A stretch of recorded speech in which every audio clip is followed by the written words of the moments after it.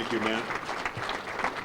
It's a pleasure to be here for what many of us believe is probably one of racing's most important endeavors. Well, realizing that most of you probably did not see the Libby brothers race, I thought it might be helpful to make some comparisons.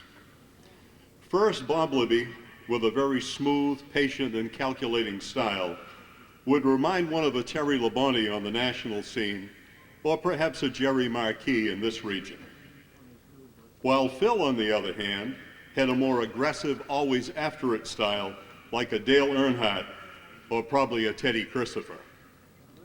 Well, regardless of the difference in styles, the results were similar: great success. Starting in the late 40s and early 50s, the Libby brothers soon became dominant wherever they raced. First, Phil in a 37 Ford, a former sheriff's car, in which he was flipped in the first turn of his first lap of competition. Now, some might have taken that as kind of a bad omen, but Phil, with his never give up attitude, wasn't deterred. Bob, on the other hand, won his first time out behind the wheel from the pole, but then wasn't able to win a second feature for about 6 months. Again, not at all deterred, perseverance was always a key trait of the Libby brothers. Well, by the mid-50s, the Libbys were so dominant at Oxford Plains, winning 21 of 23 features in one stretch, that on one occasion the promoter paid them first place money to simply leave their cars loaded. Throughout the 50s, both raced and won at Beech Ridge, Oxford, Lewiston, Unity, basically wherever there was a track they could get to.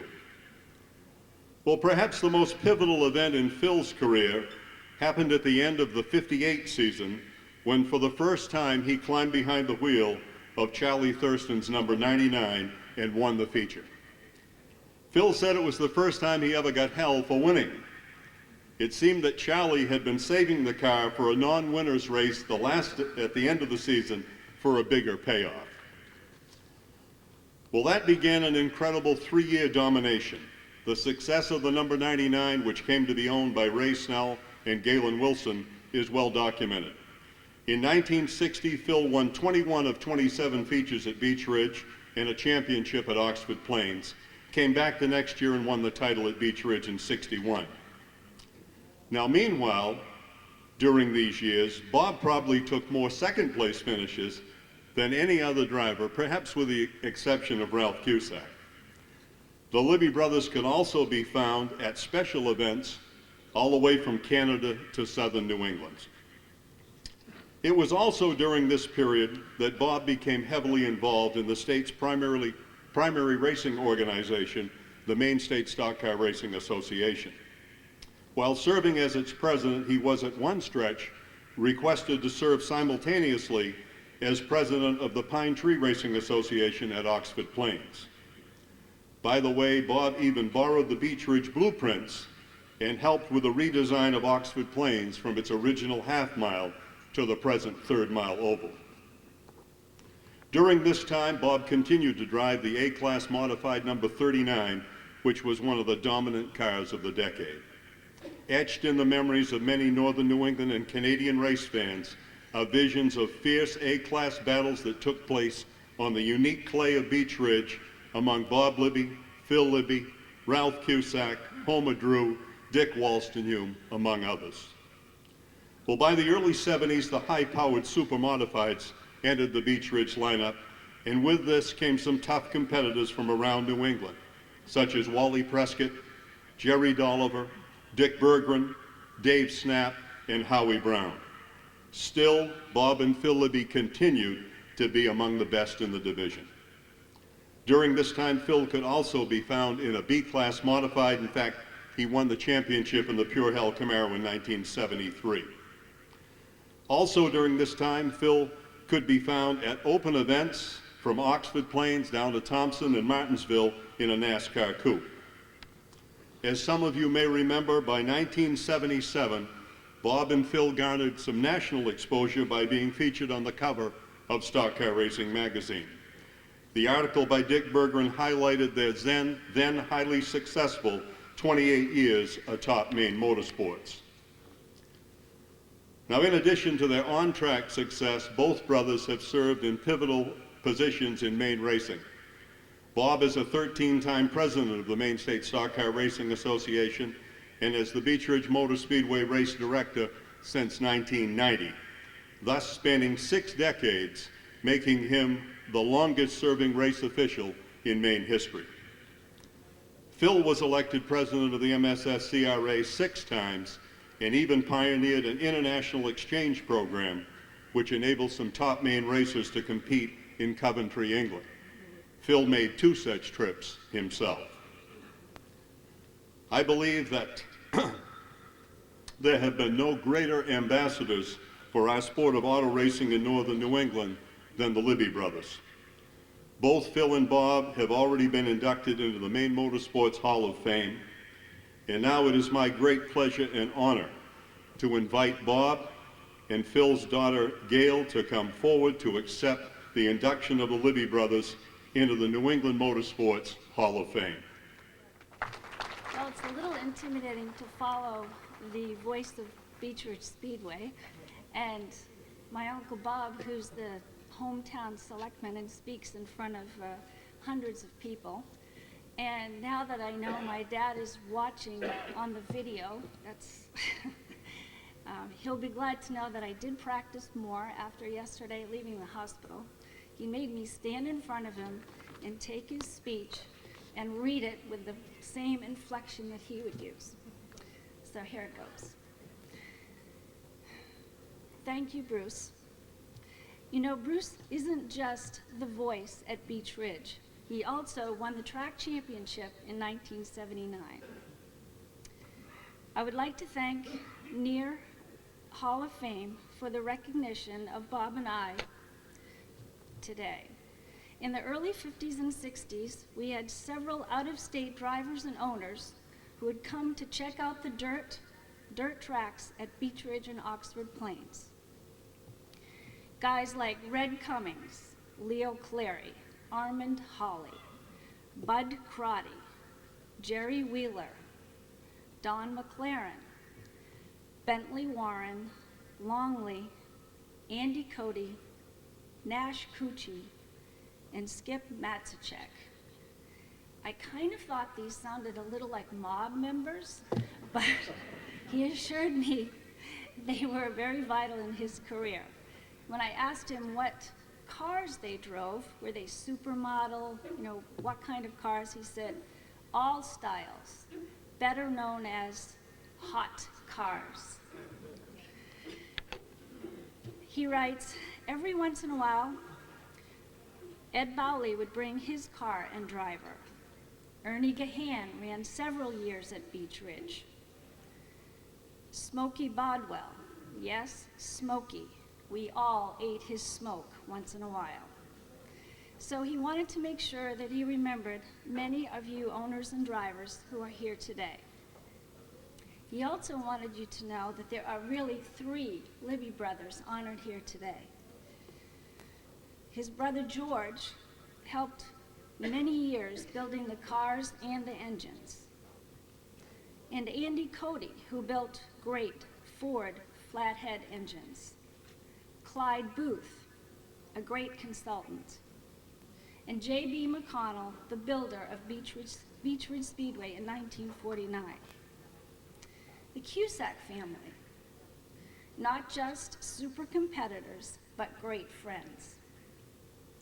And Goodwin Hannaford, Maine Motorsports Hall of Fame inductee of this year, was a great engine and car builder and an excellent consultant.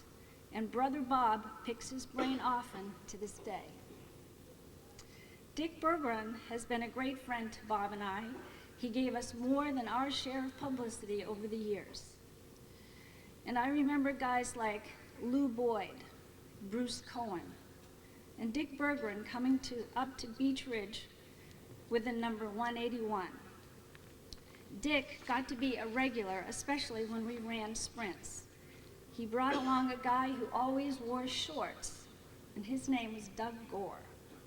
To see Dick in that sprint car number 80 going over 100 miles an hour on a foggy night under the lights with a vapor trail off the wing was one of the greatest sights ever to see. He says, I would like to thank my family, Gail, Dale, Stacy, Stephen, and Scott, and all my friends that are here today. My brother Bob, a great driver, an interesting guy, very professional and generous. He writes, he and I have been extra special to each other over the years. He is my best friend as well as my brother. He has 2 great sons, Jim and John, and a beautiful daughter, Diana. Now he would like the whole group of Maine to stand up with their wives and girlfriends or someone else's wife to be recognized. And he wanted me to make sure I paused here to give them a chance to stand up. So everyone from Maine.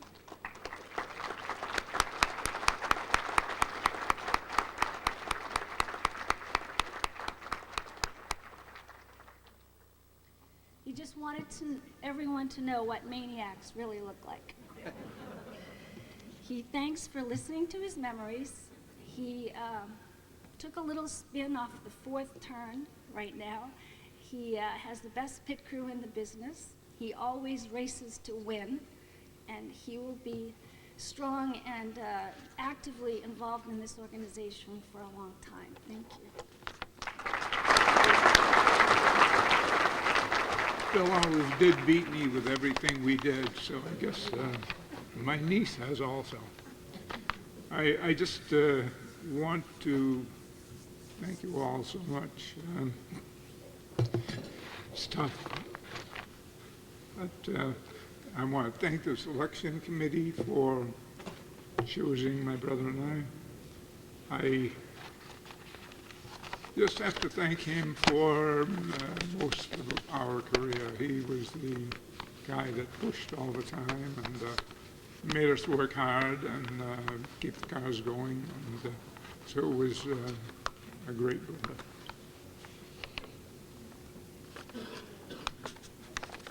As it was, speaking of the Speedway, originally we put together a 1940 Ford Coupe in a friend's barn.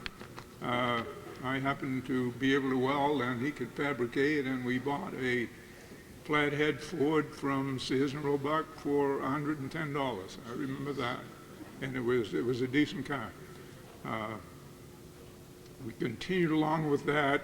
The association, as it happened at our Speedway, split the gate with a promoter.